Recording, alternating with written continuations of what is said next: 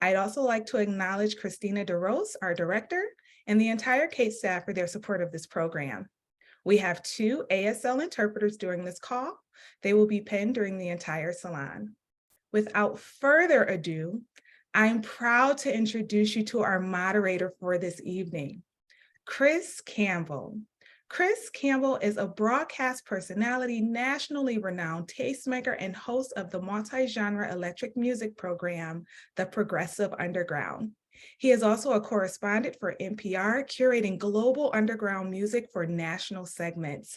Welcome, Chris Campbell. Thank you so much for being a part of this evening. Hey, well, thank you so much for having me. And I can't wait to just dive into some of the conversations that we're going to be having with some fascinating emerging artists on the scene. Now, I'll quickly explain the format of the Artist Salon, and then we'll dive right into chopping it up with Detroit Bureau of Sound. So as Ebony stated earlier, the series is designed to showcase and advance the 2022 Kresge Artist Fellows and the Gilda Awardees creative practices. So what that means is that we're going to get kind of a behind the scenes exclusive look at how they create and how they master their craft and their art. So we're going to begin with a 10-minute presentation, which Angelina is going to screen share for us, which helps us to take a closer look into the work of the artist. Now, quick note, FYI, if you are experiencing some issues with the Zoom connection and the video may not be coming through for you as you like, we can also drop a link in the chat where you can view the video on your own, while at the same time that it's playing via Zoom. And then you can be readmitted into the meeting if you need to drop off to view the session personally. Now, if you've got any questions that come to mind, and we hope you do, while we're watching the presentation, feel free to drop those questions in the chat ASAP. And then, of course, we'll get those on and get the artists to address those questions. So next, we're going to engage in the 10 minutes of moderated Q&A, where you'll be able to exchange ideas and perspectives among one another. And then afterwards, we'll repeat the same process with the second artist that will be part of the program today. Her name is Tammy Lakkis. So before we get started, any questions, comments, concerns, anything that's making you go,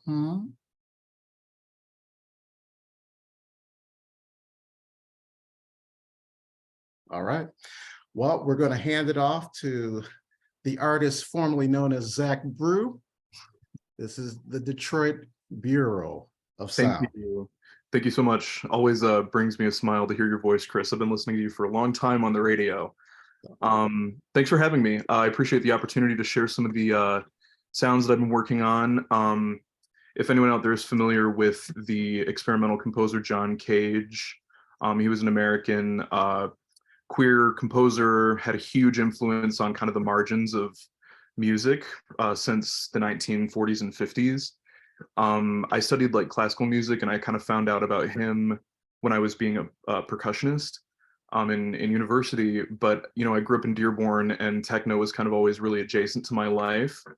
And I think maybe the only thing that really is worth saying about the piece before you hear it is I think my work is kind of like a continuation of weird ideas that popped up in the 20th century, which includes techno. And what I do with the stuff that you see behind me here, the cactus, the cactus, and then the modular synthesizer, you know, none of this is new techniques, but I try to implement them all in new ways. So think of it as a synthesis of the weird music that's happened in the past 50 to 100 years and the electronic music that we love in Detroit, known as techno. So is that good enough? Can we just watch the video, or do I have to go on for 10 minutes? Well, explain the cactus, because I find that a fascinating element to what you do, whether it's viscerally or audibly as well. Explain the role of the cactus, because you also sort of refer to it as a cactus soloist, a cactus artist. Yeah. Explain how that works. It's a gimmick, you know.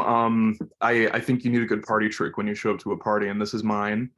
What it is an instrument. It's just a regular old cactus. It's living. I've had this one for about 7 years now or so, and it's amplified with a contact microphone. On right here, there's a little wire coming off.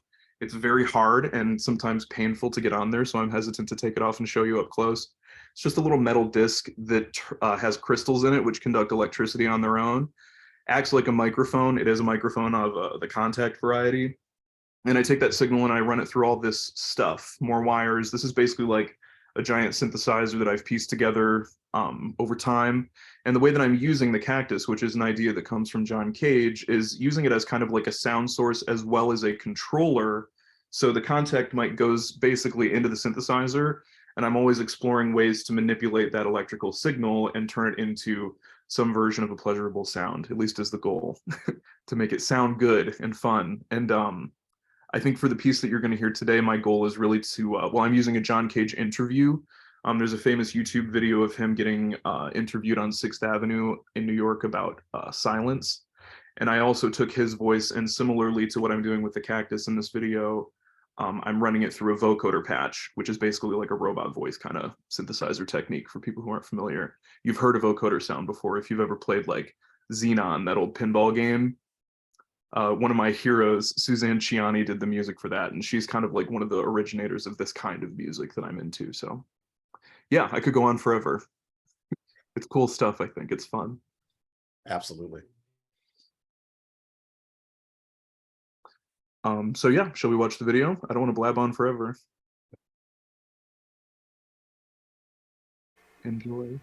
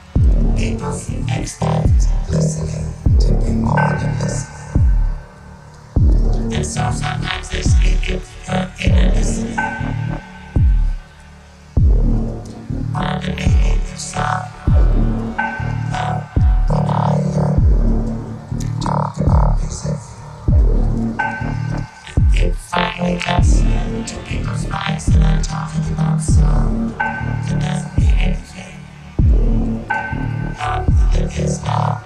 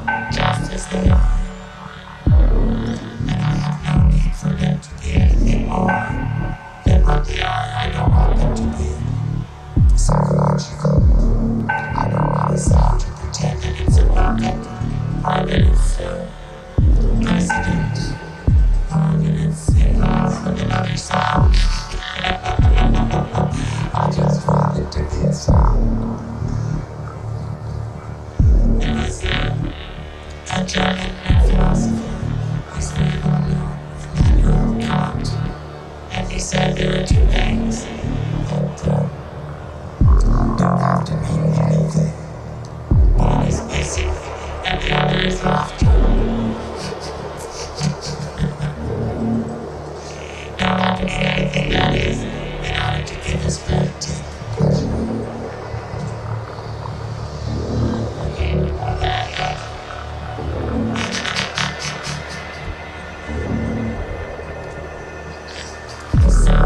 experience, which I prefer to others,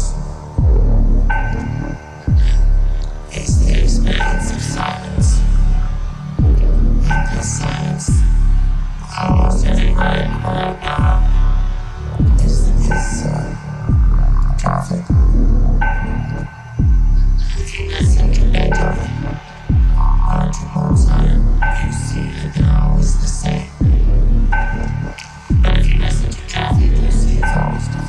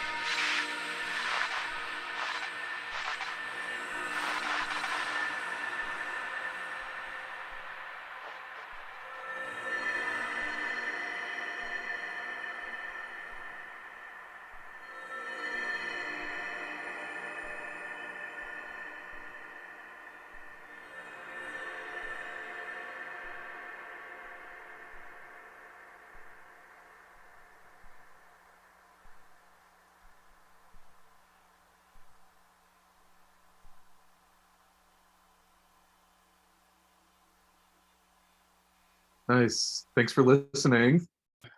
Mercy, mercy. I have so many questions for you. Let's first, I guess, address some of the questions from chat, which I noticed that you were starting to engage as well. First and foremost, where do these samples come from? Maybe you can talk a little bit about that before I hit you with my questions. Okay. No, I'm happy to talk about it. I love this stuff. Yeah. Yeah, Jex, thanks for the question. Jex, where the sounds come from. The synthesizer behind me basically just like manipulates the electricity coming out of the wall, which hopefully it keeps coming out of the wall, into different sounds. These are modular synthesizers. My grandma used to be like a telephone connector person at the switchboard operator, and it's the same principle as that. You're connecting electricity from one place to another, except instead of a voice, it's with, you know, different kinds of sounds. Some of these control the sound, some of them make sounds, some of them alter sounds like filters, or like when you see on a DJ mixer, they take out the low end. Some of this stuff can do that too. The Cactus, for people who might have joined late here, the Cactus is amplified with like a little disc called a contact mic. I just happen to have like a good one with nice power conditioning going in, so it sounds nice. But yeah, I mean, aside from John Cage's voice, which I also manipulated, all of those sounds I made all by myself. You're a purveyor of avant-garde experiential electronica, and you're a futurist. But there's a retrofuturism about your work. You know, I mean, I got your leaps and bounds are kind of ahead of the curve here, ahead of the game, but then you sort of pull back from elements. I don't know, I was getting like 2001 A Space Odyssey. I was getting some of those 70s Logan's Run, Thus Spake Zarathustra, you know, some of that, Yeah. you know, little Tangerine Dream, early craft work in there as well. Thank you. Dang. What is your, how do you conceptualize all of that? And then of course implement that, you know, what was your methodology like for that video that we just heard and witnessed? Yeah, thanks. I definitely find myself in the futurist category. I'm of the thought that, like most people think, the future isn't as good as it used to be. and just listening to a lot of the people you were just mentioning, like Tangerine Dream, Pink Floyd, Stanley Kubrick movies, the soundtracks from those old classical composers like that are kind of like my first inspiration. I don't think I think a whole lot about like Mahler and Strauss and some of the composers that Kubrick used in his films for soundtracking, but I did study of all of that stuff in, I guess, like my former life as a classical percussionist. And then like, I mean, techno is a huge inspiration for me, implementing sounds just like, I mean, the Octave One, the Burden Brothers have always been a major thing for me because those dudes are like great musicians, great producers. And at heart, I feel like they're just like huge nerds, you know? Like they love reading the manual and they call their thing the mothership. Anyone out there who doesn't know about Octave One, like local Detroit heroes, I'm sure for Tammy as well, like we're all fans of Octave One, like people like that who are just like really into gear and using in a futuristic way. I mean, these are, if we were like in the 1800s, we would all have pianos. And I feel like this is what people are doing nowadays to like be part of the common musical discussion that humankind is having and that's ongoing. So yeah, I mean, I'm inspired by all that stuff you mentioned. And how do I implement the sounds? I literally have no idea. I just keep listening. I don't think I'm like a masterful composer or anything. I do think of myself as a really good listener, and that comes into my music making fundamentally. So let me check the chat real quick, see if there's any questions. I've got so many questions to hit you with. This took me a few places. This was a journey that lasts 10 minutes. So I'm really excited to just chop it up with you here. Okay, I don't see any new ones just yet, but if there are any questions, please feel free to put them in chat and we will definitely get them on. I guess my next question is this. Do you have any aspirations for film scoring? Yeah, Because I hear all that. I hear that in your compositions. thank you so much. Yeah, I mean, the get rich quick scheme is to get a Netflix deal and soundtrack something cool, you know. I'm waiting for that call someday. I've done some soundtracking before. Local filmmaker Diane Chechlik, she and I made a film about rain that was at the Michigan Science Center a couple years ago. So, you know, I've done like niche cool things like that with soundtracking before. I would love to do like a Ennio Morricone type, you know, like spaghetti western with the synthesizer. I already have the cactus sounds on deck, so that would be cool to do someday. Anyone out there looking for a film score, give me a call. Let's talk a little bit about, well, this is a compound question too. Now, did you play instruments? Were you classically trained before all of this? Because there's a certain virtuosity that I'm getting to from your work. Thank you. Yeah, I studied classical music at Michigan State. You know, I played in high school marching band. I was actually a piano player from the time I was like about 3 years old or so. My parents thankfully had me in piano lessons. Thanks, Mom and Dad. And then I couldn't march with the piano in high school, so I started percussion, made my way into university studying classical music, and I was like a timpani player, you know, those big drums in the back of the orchestra, bing, Yep. bong, bong. Yep. That was my thing. Like, I think I was a pretty damn good timpani player for, you know, a college student. Virtuosity in the work. Thank you, Chris. That's something that I think about a lot in making music with the cactus particularly. The modular synth itself is already very hard to be virtuosic on. Like, the violin is difficult to be virtuosic on, right? Of course, the guitar, the bass, the drums, like all these things which you see people and we kind of sit there in the audience in awe and be like, wow, I think the astute people think like they've practiced for a really long time to be able to do that. And the same is true with the modular synth. But one thing I want to say here about the cactus is John Cage and his allure to come up with the idea of playing the cactus in the first place was that it can't possibly be virtuosic. It's it defies that. So the sound and the way that I'm playing the cactus, having been doing it for like, you know, over a decade now, I should be a cactus virtuoso at this point, but there's no such thing. The sounds that I make on the cactus, the way that I do it, you all can do just as well. You know, it's the exact same way you would do it as the way that I do it. So in my work, I think is it feels to me like a cool rub between seeking virtuosity on this side of the table, and then on the other side of the table, we don't have to do that.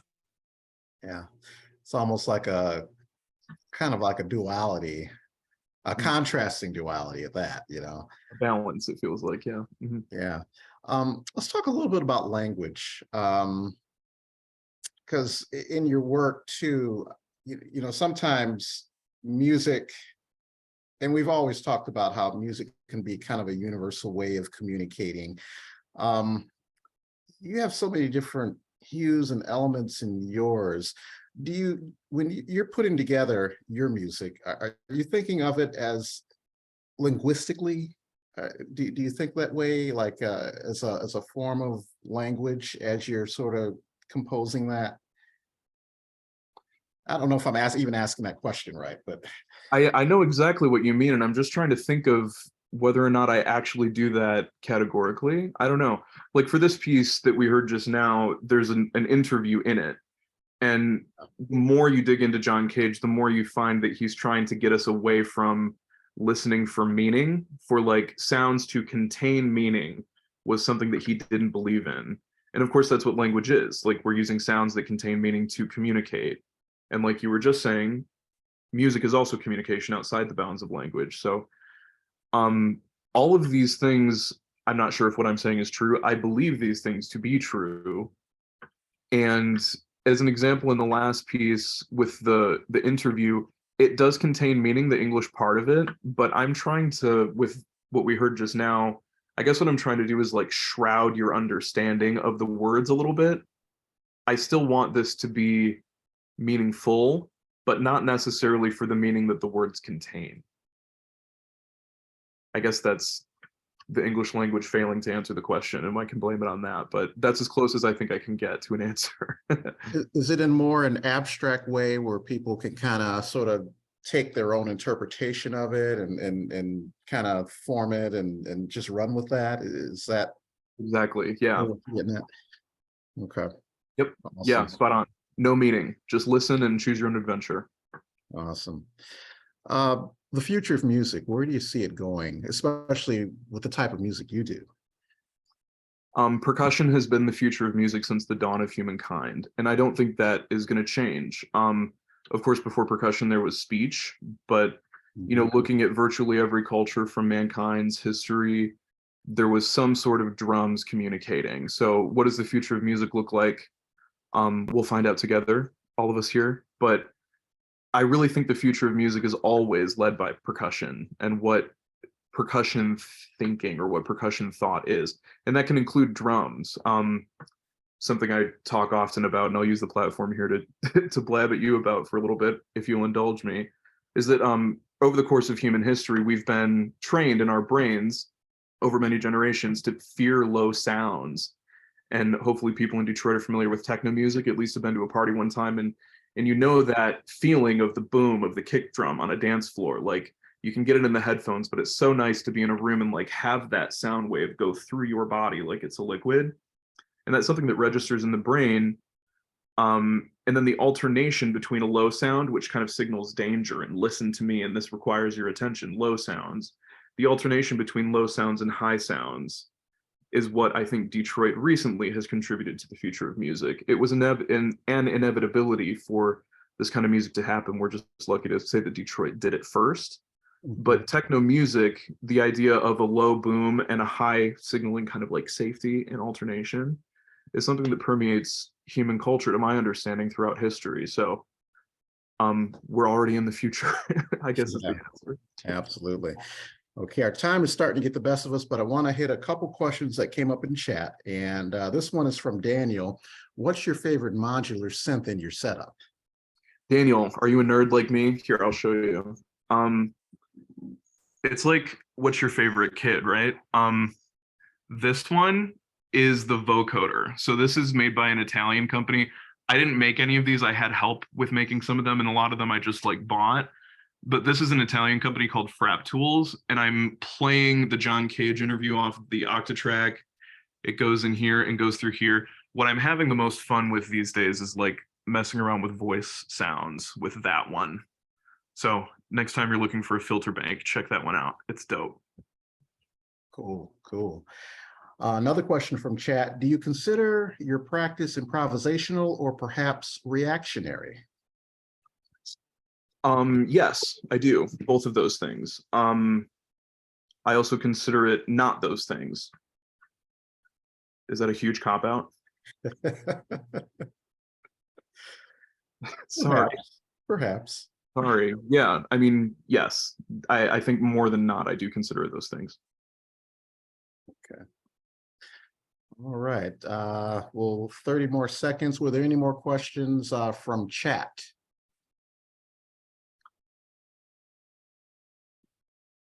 Mhm. Okay. I'm going to throw out one last question, and you can take about 30 seconds to answer this. Just do you do your own video production as well? Yeah, the video I made myself. I'm no expert. I have the Adobe Creative Suite, and I do it that Okay. way. Okay. Because I was, because the video really, I don't know, just the way the production value of the video was, I was wondering whether, there were some nuances that you were trying to fit in with the music, or you basically just turned on Adobe and just kind of, was there any strategic nuance with the video in line and in sync with the musical work? Thanks. I'm glad it came across as high production value. It didn't feel that way at all. I definitely tried to make it creative. I want to create a little environment was the goal for a 10-minute video, but no, please. I would love to have someone teach me how to do video. That would be great. I would love to know more about it. Yeah, because there was a build up to it, that there were rhythms, cadences, to me, pacing in it as well, and maybe the music was just, maybe I was just so into the music that the video cues were just sort of going along with it, but it Thanks. was a nice build up. Thank Okay, were there any other questions? Okay. All right, well, we're going to keep the program moving, and I just want to thank Detroit Bureau of Sound for that moving presentation. And if we have some time at the end, I may sort of come back to you to sort of a wrap up as well. But thank you again for that video and for the Q&A, and just kind of giving us the nuts and bolts and kind of the behind the scenes look at your production methodology. Of course, very glad to do it. Thank you for having me. Thanks, Chris, for hosting. And I'm excited to hear what Tammy's got in store. Thank you all. Absolutely. Cheers. All right. Well, we're going to bring our next artist to the forefront, and her name is Tammy Lakkis. And she's going to have a video, and we're going to have basically the same format that we conducted with the Detroit Bureau of Sound. Tammy, perhaps you can introduce yourself. Hello, everyone. I'm very excited to be here and to be in conversation with you two. I am an electronic musician based in Hamtramck currently. More specifically, I'm a singer, songwriter, producer, writer, and DJ. I DJ a lot around Detroit. I think that's widely what I'm known as, but I've been trying to get more into just creating music. So yeah, the video that I made it's like a 10-minute video of me starting from nothing and creating kind of first idea of a song. And I've also written some things over the video as it goes, like some thoughts about creating and also what I'm doing as I'm doing it, as I'm making the music. So yeah.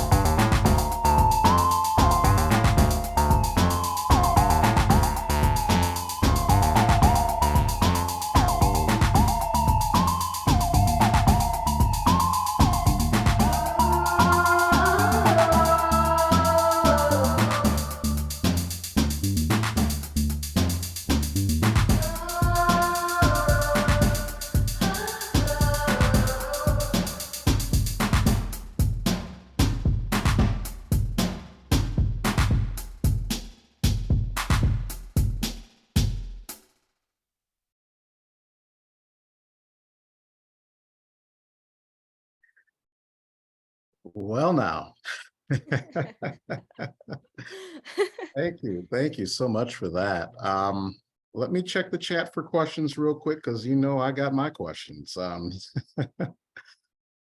Okay, right now it seems like chat is applauding the video and the basically the digital seance that you gave us. And I guess the first question is, did we get some ghosts in the machine? Did we get some spirits in the material world out of that for you? Yeah, I mean, while making it, I think like by the point that I was singing and like kind of harmonizing a little bit, like even though I said I didn't like love it, it just still feels like, oh, like where did this come from? What is this? Why is it here? But it's here and it's cool. And Well, I thought it was brilliant that you sort of walked us through the video with the captioning. I thought that was great. So that really gave us almost in real time what your creative process was and how you were sort of whether you were digging it or not. There were some elements that you were like, yeah, I think I'd want to kind of move away from that. Others you want to bring in, but you're sort of giving us your creative process in real time. Now, one question that I had for you. You're the daughter of Lebanese immigrants, and you spent some time in Ontario, of course, Dearborn. I think you're based in Hamtramck now. mhm. How does your culture, your cultural heritage, sort of inform what you do? I kind of heard it with the vocals, but maybe Mhm. you could let us know how that informs your creative process, the cultural side of you. Mhm.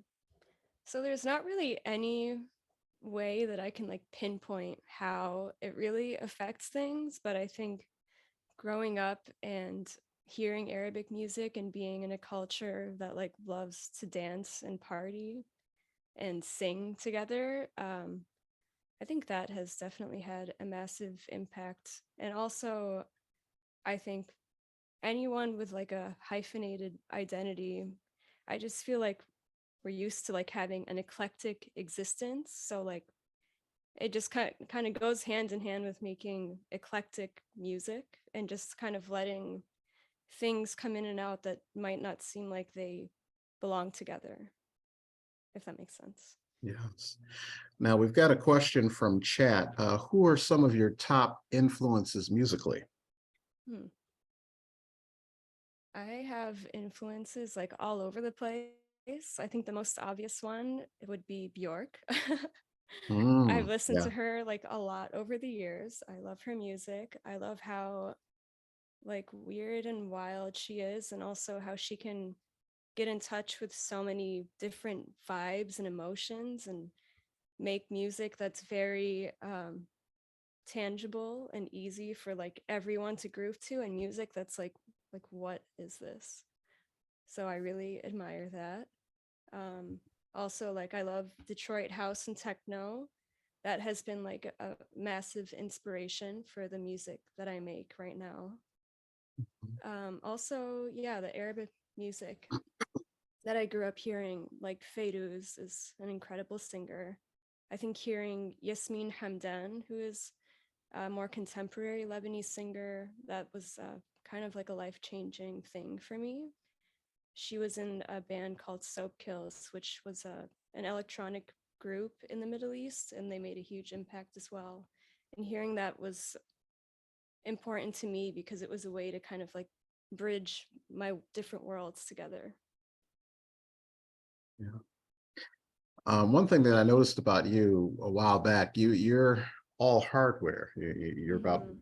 kind of recording, creating on hardware, and you like to sort of portray that image as well. Um, just kind of let our audience just know you're multidisciplinary, but you're really grounded in hardware creation. Kind of Mhm. talk about the synergy between the two. Between, sorry, what are the two? The hardware and the like multidisciplinary? Yes. Okay. Mhm. Well, I would say I'm not like a purist about being like all hardware. It just is just it's what I stumbled upon that like really works for me. And I guess the reason I really like it is because there are billions of ways to make music and it's very overwhelming. But having like a very simple, small setup, because basically I use kind of like 3, maybe 4 things to make music.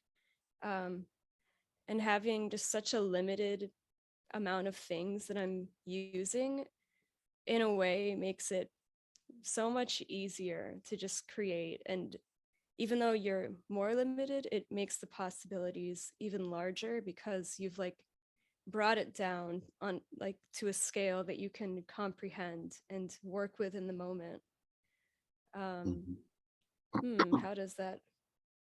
Yeah, I think being multidisciplinary, I guess I try to do the same thing in different disciplines. Like if I'm writing, I might not just open my journal and start writing about anything. I'll probably like have a prompt or have something specific I'm thinking about and I want to write about. So I think that translates to other disciplines where I'll just try to have something more specific or give myself limitations. Yeah. Now we have a chat. We have a question in chat, and it is, I would love to know more about your looping process. That comes from Stevie Ansara. So yeah, the looping process is kind of where most of the ideas of the music takes hold. And it kind of, when I first started making music, I would make like a very simple loop and I would listen to it for like 3-4 hours and just like sing over it and keep singing and keep singing and keep singing until finally like something came out, whether it be a word or a melody. And then I would be like, oh, that's it. That's what I needed. And it's kind of like a meditative thing in a way, or like a mantra. And it's the repetitive aspect of it is where that focused energy is what allows, I think, for my creativity to flourish. So the repetitive nature of it is very important to my practice. Now, there's a groove base to you. It seems like you create with a view to, getting people to dance.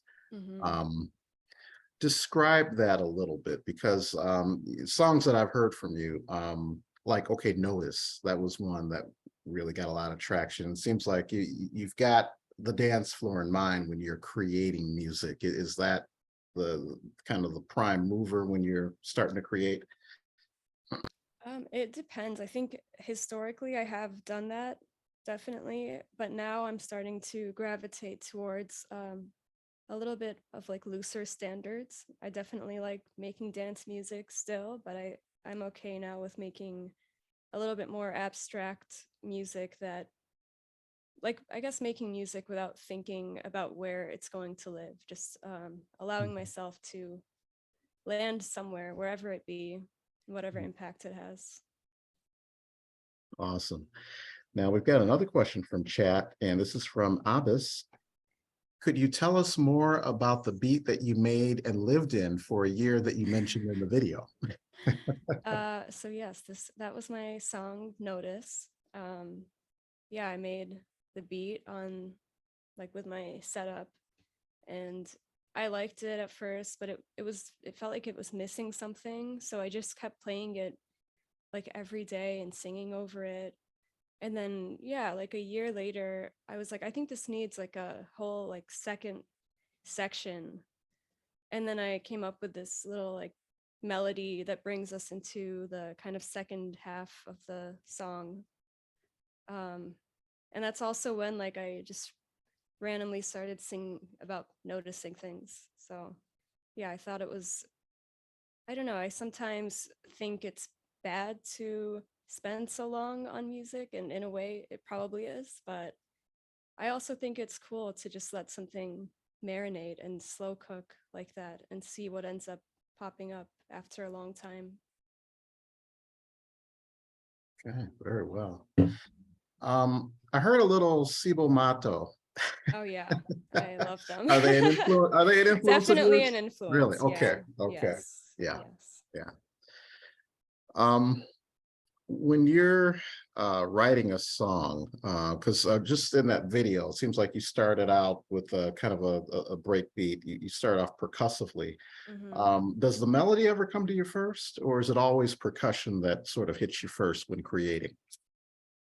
I guess sometimes I do have melodies that randomly pop into my head, and I'll like record them into my voice notes in my phone, and then I'll go to my little setup and try to play around with it. But even if I do that, I usually do try to program a beat first, because it's kind of like making a pizza with only toppings. Like you need the bread first.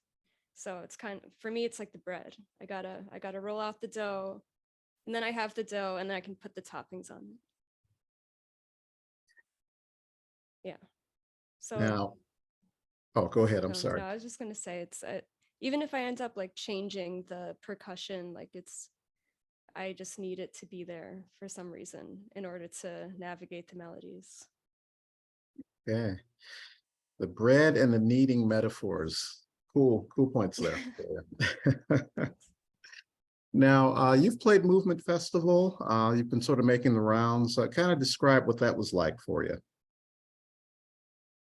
Yes, it was anxiety inducing. It was a lot of pressure because it was, an hour and a half set, which is quite short. And then in a way, it feels like this is my thesis set, my thesis DJ set. What am I going to play? Like, am I going to try to sum up everything I try to do all the time? Am I just going to show up like it's any other DJ set?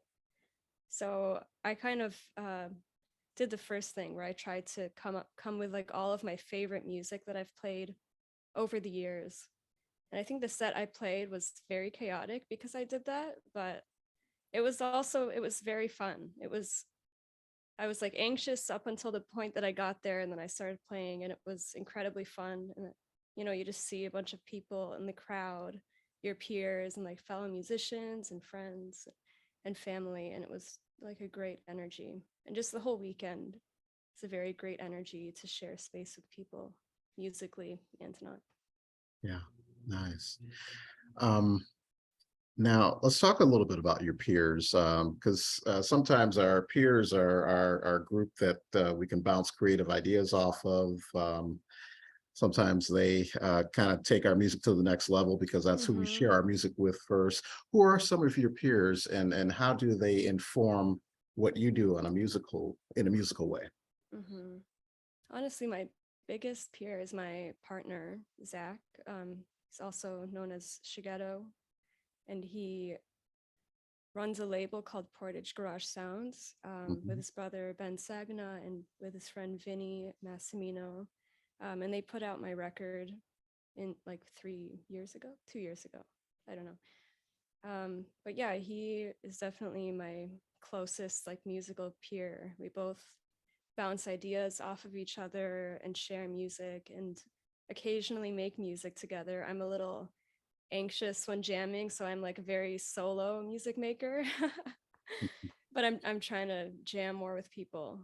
But yeah, it's really nice having, people who you can share that with, because we need that in general as people. Like we need to talk to our friends about our lives, and I think we need to do that too with what we're making.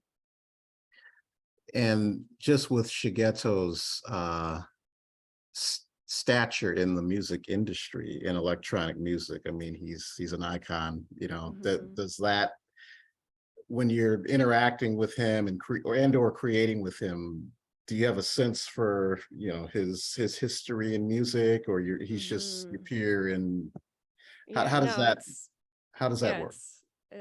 it's definitely there, and I think Yeah. about it all the time, and I feel lucky to be talking to someone with such experience and who's made so much music and worked with so many people. And it's a great resource, and he is definitely in many ways like a mentor for me. Mhm. So it's Yeah. been really nice to have. So what's the future looking for you? Where do you see yourself musically in about 3 to 5 years? Hmm. I think by then I would have liked to uh, release like a full length album, that's kind of what I'm working up the stamina to do right now. Yeah, and I would like to make music that goes beyond just the dance floor, but I also want to continue to make people dance. So I think just trying to find a middle ground and maybe come up with a different artist name, like an alias, to accommodate for both. Yes, I was going to say, you got to get an alias. I know. I feel like you're not like, you don't reach like ultimate level of cool unless you have an alias. So Absolutely. Absolutely. One last question. It's a compound question. Give us your thoughts on being a Kresge Artist Fellow, a Gilda awardee. Kind of give us how that has impacted what you do and how that has fed and informed what you do. And then your contact information for people that want to keep track of you. Where can they go to do that? hmm yeah, it's been really surprising, honestly, to consider myself as a Kresge Fellow. It's something I've known about for many years, and I just never thought that I could be one. So I was very surprised when I got the call that I was a Kresge Fellow. And it's very special to be among such prolific people who have had huge impact on people everywhere. So yeah, it's very special. I think it has helped me see myself in a different way. And you shouldn't wait for external gratification, but it's nice.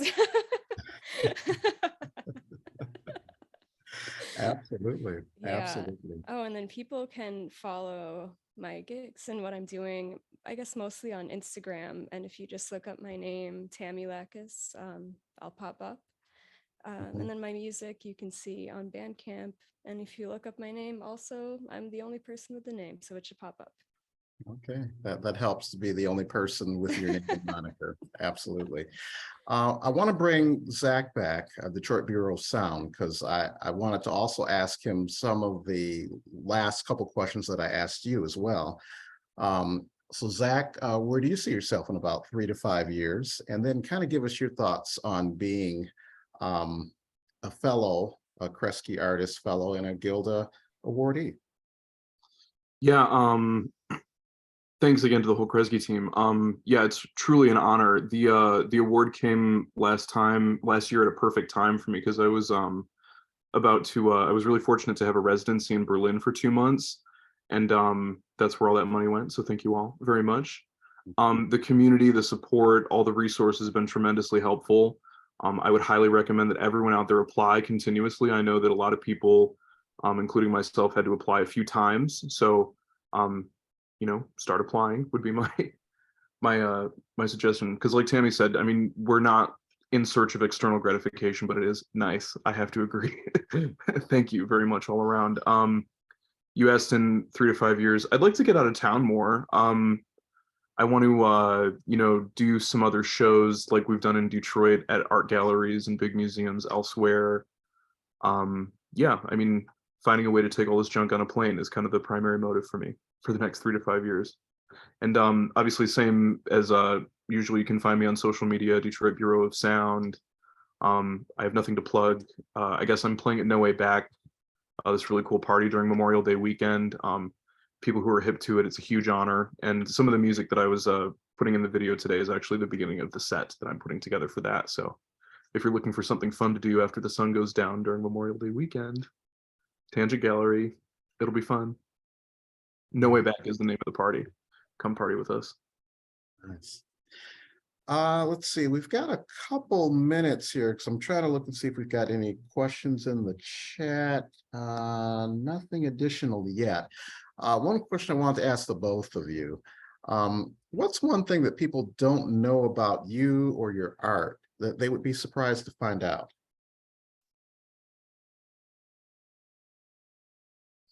And maybe for this one, we'll start off with Tammy, and then we'll go down to Zach. Give a little break there. I guess for me, I would say that I don't consider myself like primarily a musician. I am very much multidisciplinary, but music just happens to be what's taking over my life these days and taking much of my time. But I think it's very informed by other mediums like poetry and video making, etc. Mhm. Mhm. And for me, something that people might, I mean, I guess I'll answer the question like, what do I want people to know that I don't talk about very often? Yeah, yeah. My music for me has so much to do with queer and marginalized history.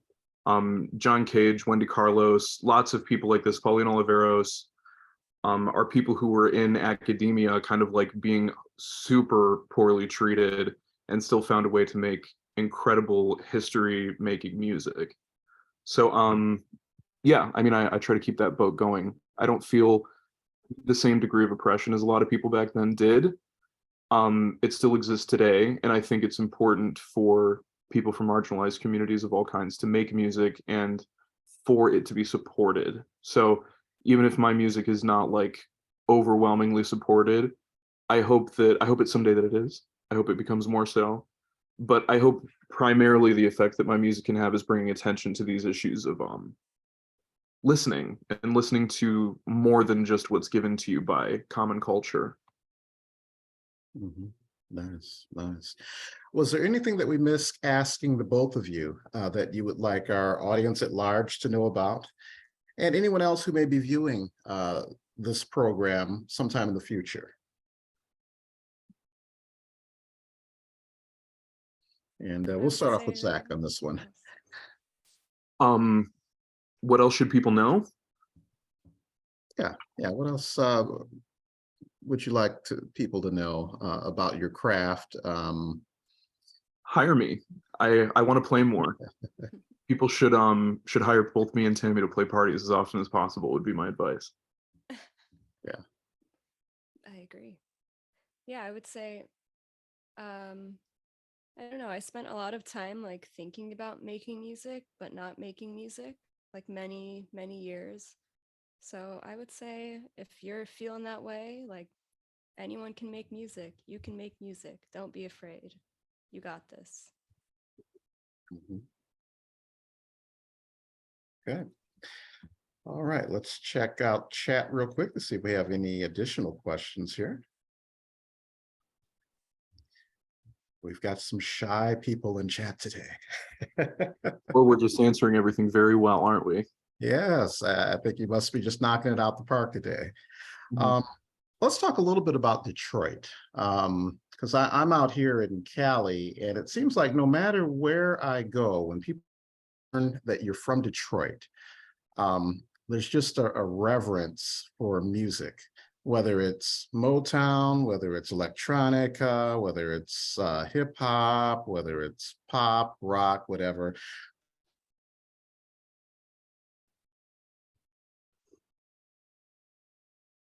Uh-oh, I saw a big bolt of lightning too, but that wasn't in Mhm. California.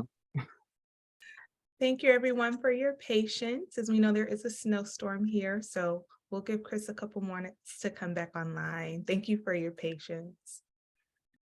We were talking about Detroit though. I think we get the question right, Tammy. Mhm. Do you have an answer? Explicitly. I'm sure you do. Well, the first thing I thought of is that of all the places I've played music and DJ'd, I've never felt more afraid of playing than in Detroit. Mhm.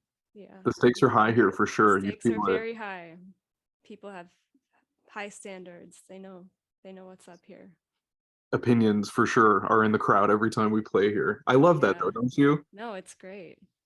It's cool to know that people here are listening so intently and have such strong feelings about the music here. It's kind of validating in a way that It also is. And it also I think is good to be in this environment as a creative because Mhm. in a way it creates healthy competition and it also, your standards are higher for yourself. Definitely. Detroit has that impact for sure. I feel that. Mhm. I totally agree. Chris is back. We were just answering your question. Okay. What we think your question was, yeah. All right. Well, I didn't hear any of the answers, We were but saying good things about Detroit. gotcha. Okay. Yeah, because Detroit, wherever we go, we are highly respected. When people learn about the fact that you're from Detroit, and especially if you're performing in another venue or whatever out of town, there's just a certain reverence, a certain respect for Detroit. We are some of the greatest musical ambassadors in the world, you know, and I think programs like Kresge and the Gilda Awards and highlighting, you know, just some of the emerging trends in Detroit music and art is just a wonderful thing too, to kind of keep the legacy going. And it will continue to go even long after we're gone. Detroit just is like that. So I'm proud to actually say that I've met you and know your music, and you know, and you're under that Detroit banner. There is a question from Esperanza saying that are these artists native to Detroit? I believe that was the question. Just left my screen here. Hold on. That was the question, yeah. I am not myself Native American, if that's what the question means. I am native to Dearborn. I grew up, I think like 0.1 miles from the border of Detroit, I guess, so not technically, but I call myself Detroit Bureau of Sound because I don't think that name describes me as much as it does the music that is made under the banner. I get the, you know, sort of controversial nature of saying you're from Detroit and being from Dearborn, but I did live in Detroit for 12 years, so I know a thing or two about being an actual Detroiter. But yeah, I mean, it's not about me, the name that I go under. It's about hopefully the music that people are listening to. And for me, actually, I try to distance myself as a person from the music that I make. That might be weird. What about you, Tammy? No, I grew up in Windsor, Ontario, and Dearborn Heights. So I'm not native to Detroit. I have lived in Detroit and I guess Hamtramck since like 2015. Great place. Love Hamtramck. Yeah, good town. Mm-hmm. What about overcoming our inner critic when music making? That's a good question from Julia BR. How do you overcome your inner critic when making music? I would love to know. Tammy? I have no idea. I've never overcome it. It's there all the time. I think we saw that in your video. Some of the captions Yeah. that you had, you were kind of there was the protagonist, antagonist, and you were Yeah. just sort of going at it there. Yeah. Mm-hmm. For sure. Yeah, I feel the same way. Lie to yourself. Cheat and lie your way around it as much as possible. Yeah. Maybe I guess what's helpful is maybe recognizing that it's like maybe separating it from yourself, and when you hear it you can be like, I'm gonna try to not listen to you right now, but you know it's hard to do that. Definitely. But it also comes from good taste. You know, if you have a strong Mm-hmm. inner critic, it means that you have refined what you like and don't like, and Yeah. that's really useful. So Yeah. solid ad there. And I guess there's a duality with the fact that that critic sometimes pushes us to make and do Mm-hmm. the best that we can do musically, but then, you know, it could be our worst enemy as well. So there is that conflict. Okay. All right. Let's see if there aren't any more questions in the chat. We can kind of get into the home stretch of today's salon. And just want to thank both of you, Detroit Bureau of Sound, Tammy Lakkis, for not only participating, but giving us a behind the scenes look at your creative process, your methodologies, sort of explaining how you do the things that you do, and then just breaking it down for us even further. So we appreciate you. Any other closing statements that you have before we wrap things up? Well, I just want to say it was a pleasure speaking to you both, and also I've listened to you on the radio for a while, so it's been really nice talking. And yeah, Zach, I loved your video, and it was really cool just seeing that up close. I love the cactus. It's so cool, and playful, and fun. Thanks a lot. I want to add subtitles to my video now too, because I liked the beat actually too. You were like, this Oh, is a cool. good beat. But I was Thanks. they're like, yeah, this is pretty good. Yeah, I mean, I'll just co-sign everything Tammy's saying. Thank you all. This is such a nice opportunity. I also have been a Progressive Underground listener for a very, very long time. So thank you, Chris Campbell. Shout out. Mm. Um, Thank you.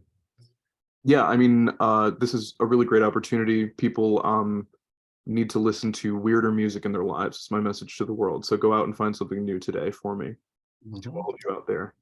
Absolutely. And let's just stay weird. That's how we do it. Yeah. Yeah, stay weird. You know we will. Yes. All right. Well, thank you all so much for joining us today. It's been fascinating. It's been moving. It's been compelling. It's been informative. I definitely have a deeper appreciation and just a deeper knowledge of just how you guys sort of just embrace your craft. And so I really appreciate that. And we hope you enjoyed your time and leave today feeling more deeply connected to these talented artists. So remain connected to them. As you can see in chat, they've left their contact information. Maybe do that just in case it's been kind of at the bottom, kind of put it at the top, add your contacts so that people that want to follow you can do so. So you can stay in touch with the Detroit Bureau of Sound and Tammy Lakkis. If you'd like to rewatch or share this program, it'll be posted on the Kresge Arts in Detroit, presents.art within the next few days. And we also hope you come back and join us for the next installment. That's going to be next Friday, same time, same channel. And we'll be featuring artists Natasha Bestie and Leith Campbell. No relation, actually. All right. You can learn more and register for the salon using the link in the chat. Thank you again. And on behalf of Kresge Arts in Detroit and WDET, we want to thank you for making today's salon such a meaningful space to be in. Until next time, peace.